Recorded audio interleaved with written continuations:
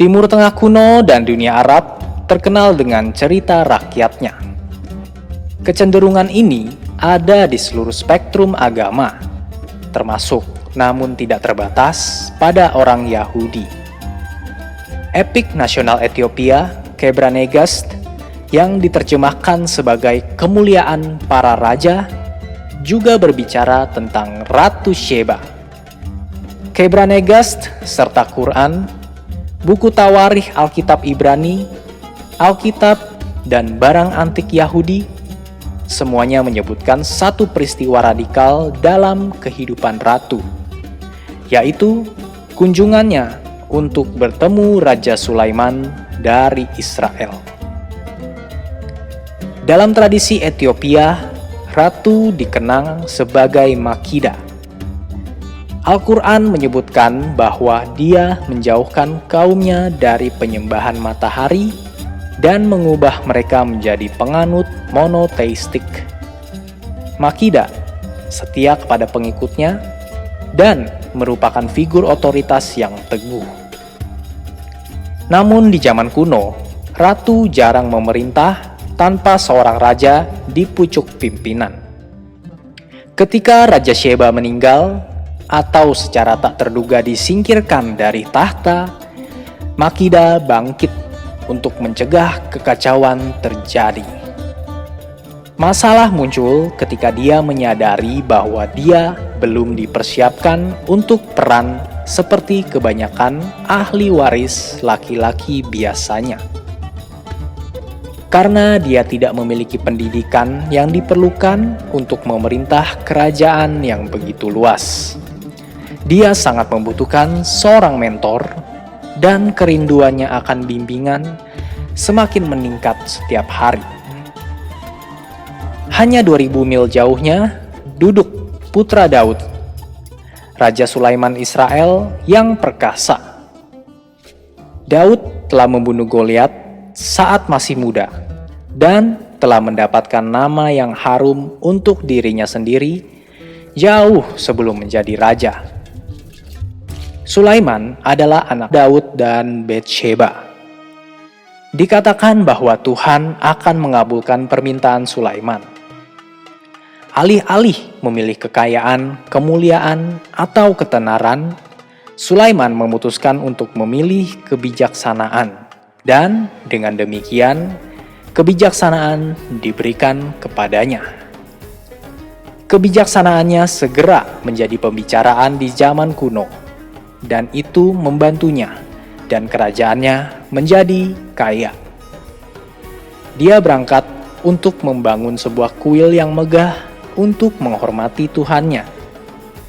Usaha itu akan mengilhaminya untuk mencari kain yang tak ternilai harganya dan logam yang menggoda di negeri-negeri yang jauh, memimpin dia melalui Israel, Mesir, dan Asyur, bahkan melintasi Mediterania.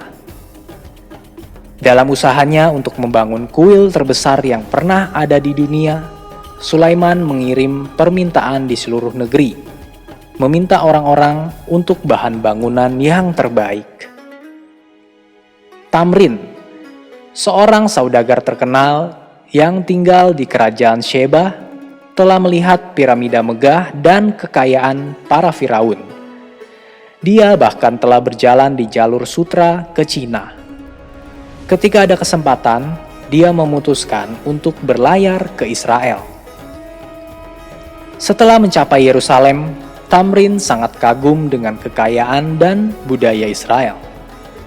Baju zirah berkilauan para prajurit, batangan perunggu, kain mewah, pedagang syarat muatan, musik di jalan-jalan, dan dekorasi istana adalah pemandangan yang luar biasa. Akhirnya, dia dianugerahi kesempatan dengan Raja Sulaiman untuk mendekati tahta. Dia terkejut dengan cara raja yang rendah hati.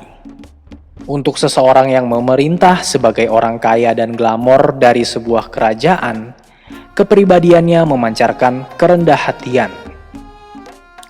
Terkesan oleh kebijaksanaan raja dan sepenuhnya menyadari pencarian Ratu Makida untuk seorang mentor, dia kembali ke Sheba dengan satu tujuan. Ketika Tamrin mulai menceritakan kisah Sulaiman di depan Makidah, dia langsung terpesona oleh watak raja itu. Dia bisa melihat bahwa Raja Israel benar-benar membuat Tamrin terkesan. Ditambah, Tamrin telah melihat cukup banyak dunia. Jadi, kekaguman seperti itu sangat tidak biasa. Terpikat oleh kisah Sulaiman, dia akan memanggil Tamrin setiap hari dan belajar tentang ucapan dan kebiasaannya. Makidah memiliki keinginan kuat untuk memerintah kerajaannya dengan cara yang sama seperti Sulaiman memerintah kerajaannya. Dia memutuskan untuk pergi ke Israel untuk bertemu dengannya. Dengan kerajaannya aman serta rakyatnya menyukai kebijakannya, dia berangkat.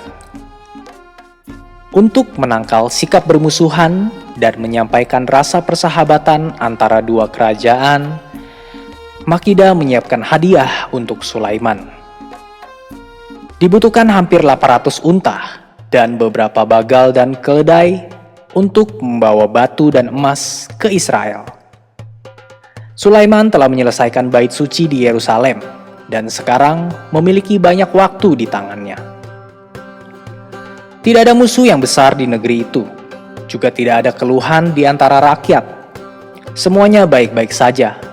Namun, dia tidak bisa menghilangkan rasa haus akan sesuatu yang lebih, sesuatu yang hilang dari kekayaannya, kemakmuran bangsanya, dan hikmat yang dianugerahkan Tuhan.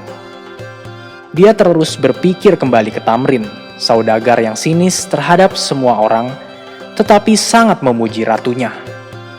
Sulaiman semakin tidak sabar, tetapi akhirnya tiba saatnya Makidah tiba di Israel. Sulaiman berdiri dan melihat gerombolan unta berjalan di kotanya.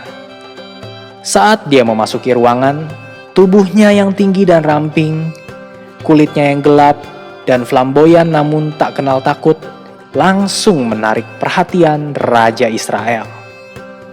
Dalam versi Islam dan Kristen dari kisah tersebut, sang ratu melangkahi lantai kaca, mengira itu adalah aliran air. Menurut catatan Muslim, lantai kaca dibangun untuk memperlihatkan kaki ratu seperti yang telah diperingatkan oleh jin kepada Sulaiman tentang anggota tubuhnya yang berbulu dan tidak wajar.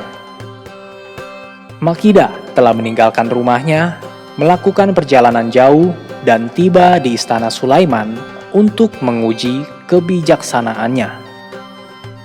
Dia telah menyiapkan beberapa pertanyaan sulit dan ingin untuk menguji batas kecerdasan raja. Sulaiman telah menunjukkan keramahan terbaik kepada ratu, menganugerahkannya dengan tempat tamu paling mewah, makanan terbaik, dan penghibur yang paling diinginkan. Makidah telah melihat kemewahan sepanjang hidupnya, tetapi ini bahkan di luar pemahamannya. Suatu hari, dia meminta audiensi dengan raja yang segera dikabulkan. Kali ini, suasana canggung telah terangkat. Makidah telah menyiapkan satu set teka-teki untuk menguji Sulaiman. Dalam cerita kuno, memecahkan teka-teki kompleks sering diartikan sebagai lambang kemampuan intelektual individu. Dia mulai dengan teka-teki yang berbeda, mengajukan pertanyaan sulit, dan mencoba untuk menipu Sulaiman dengan dilema yang rumit. Sulaiman telah mengharapkan semua ini. Dia menjawab teka-teki awalnya dengan mudah. Tapi Makidah sudah menyiapkan beberapa teka-teki lagi. Kunjungan berlanjut selama berhari-hari, dan setiap hari dia akan mengunjungi Sulaiman untuk menanyakan pertanyaan sulit kepadanya. Interaksi sehari-hari menumbuhkan ketertarikan fisik satu sama lainnya. Makidah tahu, dia telah melakukan perjalanan untuk belajar dari raja, dan jatuh cinta padanya akan menghalangi tujuan itu. Pada saat yang sama, dia juga tahu bahwa Sulaiman memiliki perasaan yang sama padanya. Sulaiman adalah seorang monoteis dan Makida adalah pemuja matahari dan bulan pada saat itu dalam hidupnya. Dia terpesona oleh kerendahan hati Sulaiman dan kepercayaannya pada satu Tuhan. Dia sangat mengagumi pengetahuannya sehingga dia memeluk agamanya. Saat mereka berdua semakin dekat, godaan mereka muncul, dan suatu malam, Sulaiman telah menyiapkan sebuah ruangan untuk mereka berdua. Sudah waktunya Makida pulang, tapi nostalgia malam mereka memanggilnya kembali ke Sulaiman. Makida telah mendapatkan kebijaksanaan yang sangat dia cari dan tidak ada alasan lagi untuk tinggal lama di Israel. Saat mereka berpisah, Sulaiman memberinya sebuah cincin, memintanya untuk mengingatnya dengan cincin itu. Dia lebih lanjut mengatakan bahwa jika dia harus melahirkan seorang anak laki-laki, cincin itu akan menjadi tanda baginya, dan bahwa dia harus mengirim anak mereka ke Sulaiman. Mereka berdua tahu itu adalah perpisahan. Untuk tinggal lebih lama akan menjadi tidak bijaksana dan tidak setia kepada kerajaan masing-masing. Jadi mereka mengucapkan salam terakhirnya dan Makida memulai perjalanan pulang. Sulaiman telah memberinya hadiah mewah untuk kerajaannya. 6.000 unta untuk mengangkut pakaian bordir, batu permata berharga, dan barang-barang mewah lainnya. Dalam perjalanan pulang, perjalanan menjadi sulit dari hari ke hari ketika Makida menyadari bahwa dia hamil. Rombongan perjalanan harus berhenti di titik yang berbeda karena masalah administrasi. Dia tahu bahwa dia tidak akan sempat untuk melahirkan anaknya di Sheba. 9 bulan dan 5 hari setelah keberangkatan mereka dari Yerusalem, dia melahirkan seorang bayi laki-laki. Rakyatnya menyambut dia dan putranya dengan tangan terbuka. Kerajaan bersuka cita dengan berita tentang ahli waris laki-laki, dan kedatangan hadiah berarti membuat mereka lebih kaya dari sebelumnya. Putranya Menelik berusia sekitar 12 tahun ketika dia mulai penasaran siapa ayah biologisnya. Dia terus bertanya kepada ibunya, dan ibunya harus memberitahunya bahwa ayahnya jauh dan perjalanan ke sana sangatlah panjang.